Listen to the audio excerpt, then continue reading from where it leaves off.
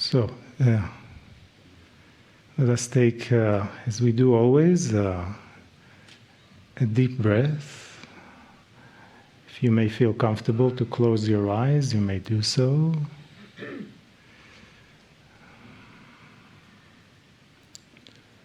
Bring your heart into coherence with everyone else's hearts in the room. Feel your energy field more, your light body. Feel your energy field connecting with the other energy fields in the room.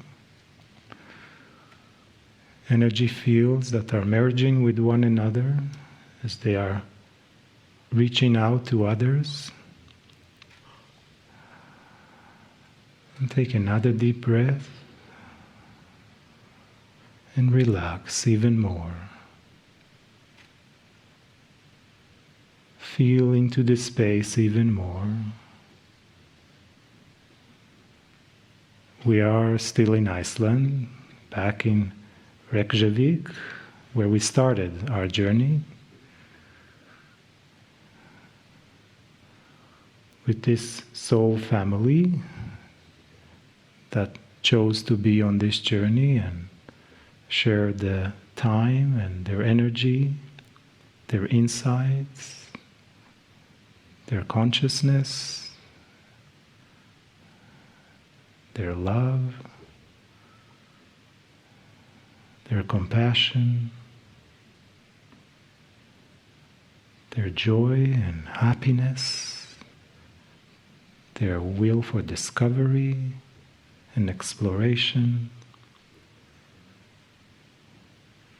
of what Iceland has to offer, of the mountains, of the rivers, of the geysers and the waterfalls, of the ocean that surrounds the entire island, of the snow and the ice and the glaciers, of the cold wind and the very cold wind and the even very, very cold wind. And you went through all that, and even the broken bus, and the broken bus again, and the synchronicities that we created together, and many things, also many things that happened for you personally that you didn't necessarily share with others, but shared with yourself, with your own being, your higher self, your soul, doing quietly your journey here.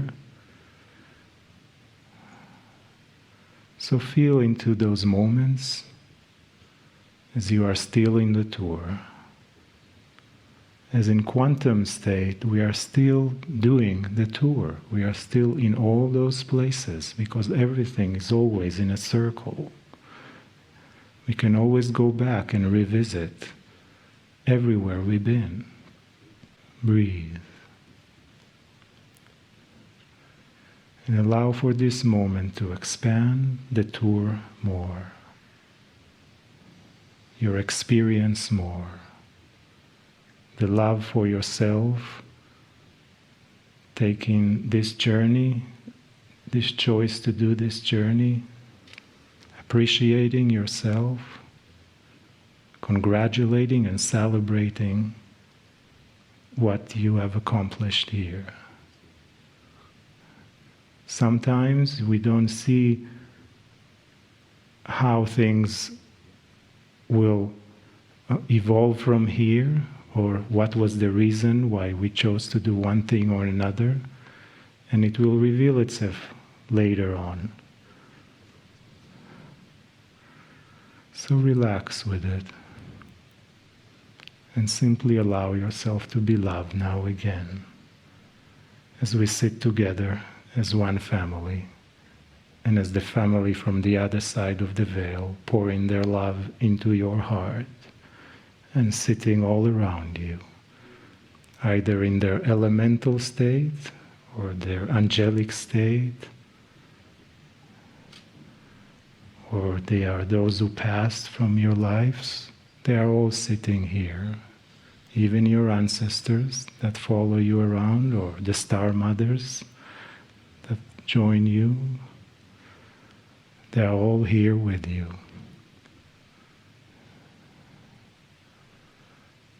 And one more time, let us open our hearts, our love, our soul, and our divinity for another beautiful, friendly, loving message from Kryon.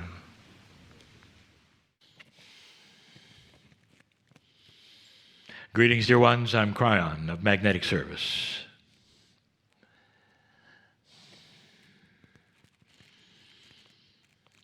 If you've just tuned in, this is the 9th channel of the series in the island nation of Iceland. The group comes together not for the last time, but as this group for the last time. I speak to the group and I say this: in these days, dear ones, there have been some seeds planted with each of you. The seeds are good ones. And like any other seed on this planet, when it's buried in the dirt, the farmer has the option to water it or not, to let it grow, to take care of it, to know it's there or not. This is the free choice of every single one of you. Seeds have been planted in those who would never come to a Kryon channel. Seeds perhaps that would be ones that were curious, to want to know a little more about things. Seeds have been planted even with the most esoteric of you. And those seeds are for growth past where you are. Every single one of you is known. You might say known to God, known to Spirit, known to the creative source. Every single one of you is known. Not by the name or the face that you carry, but by that soul that is acknowledged by all of earth that a human carries. Humanity intuitively has recognized the soul as something that is eternal. Every belief system on the planet talks about where the soul goes after death. It is part of you. It is above you. And even if you don't believe it, I'll tell you that the traditions of maritimers always talk about souls on board. It is a given. It is innate. It is something that all humanity at some level recognizes.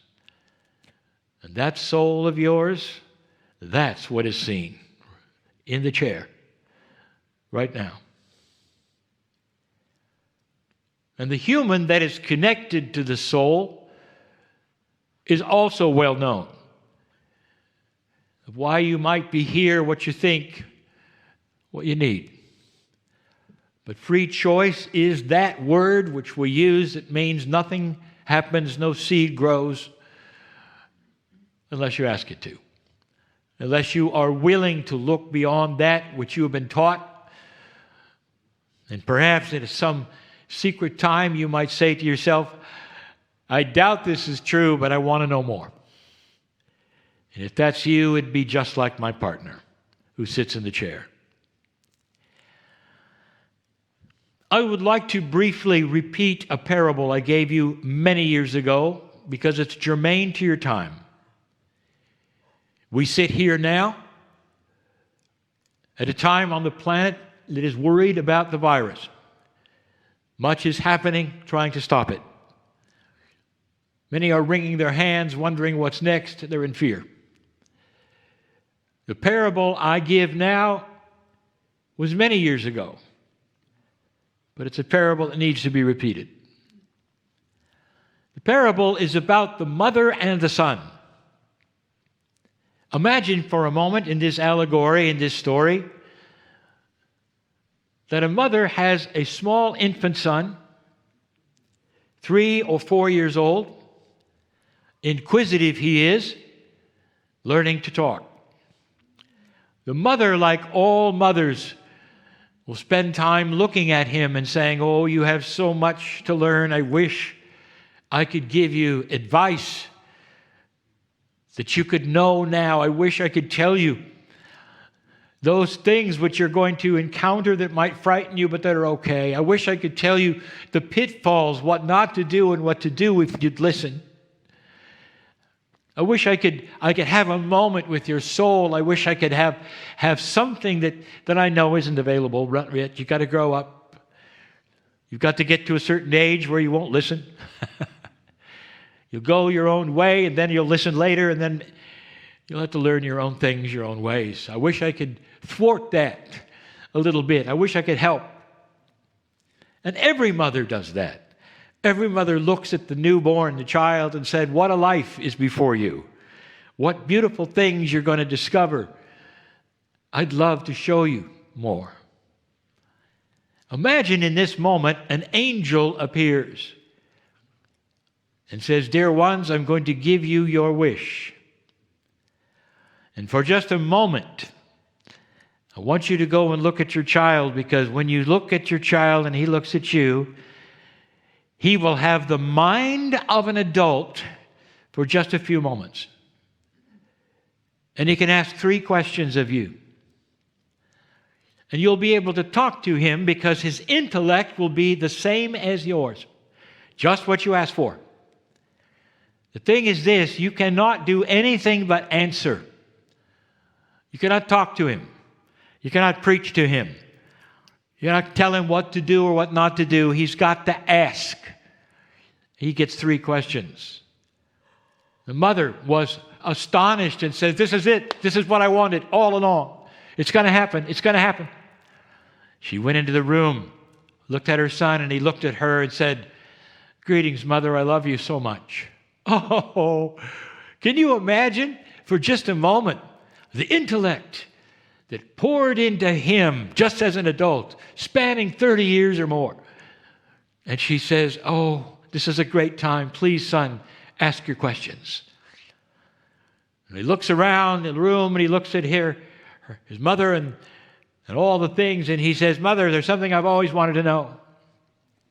Why is the sky blue?" The mother is almost mortified with the question. No, that can't be the question, she thinks. No, get to something substantive. Who cares why the sky is blue? She does her best to answer the best a mother would know. And the next question comes, and it's about the waves in the ocean. And she goes, "Not again. He's supposed to have an intellect. He's supposed to be like I am. He's supposed to know what to ask. He's smart." She talks to him about the tides in the ocean and all of these things. The third question comes, and it's just as mundane as the other 2. What the child has done is to look around his reality, what he has seen already in 3 years, and ask the best questions he has. And then it was over.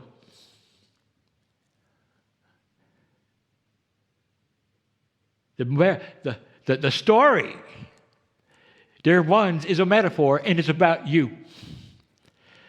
It's about our time right now. So I ask you, what if you were given right now the choice to ask 3 questions of Spirit, of God, the Creator, as human beings with the intellect you have right now? What would you ask? And the parable says that the most common questions would be right now, why did this happen? How do we get out of it? What's next? In other words, you'd waste them all because you'd only ask questions from that which you see from your perspective as a human being. you would not know what to ask because you don't know what you don't know. And so the parable ends with this. What's the best question to ask? What's the only question to ask? Let's say you had one. And this goes for all listening and all in the room, because the answer will be unique for you. And here's the question. Dear God, dear Spirit, dear Creator, tell me what it is I need to know. Profound it is because you opened the door for all of the information, like the mother would love to have heard from her boy. If the boy had said this to her, she'd still be talking now. Do you understand this? The door is open with intent to give you what you need. And it doesn't have to be about the virus. It can be about your next step in life, about how to take care of yourself, perhaps better, to meet the right people or find the right things. Some of them may be sitting here and you haven't really met with them or listened to them, because there's a lot of knowledge carried by light workers in these groups. Dear Spirit, tell me what it is I need to know. And that you don't expect handwriting on the wall or a voice from beyond. What you do is you be quiet and continue your life, and in that, synchronicity will start to supply the answers just like you asked for. Some of you will see them come, some of you will not. But that is the question at this time, the most mature one anyone could ask. I tell you this because as you go from this place, these things are going to be needed. Let the seeds blossom that have been planted this day in every single one of you. Leave differently than you came. And so it is.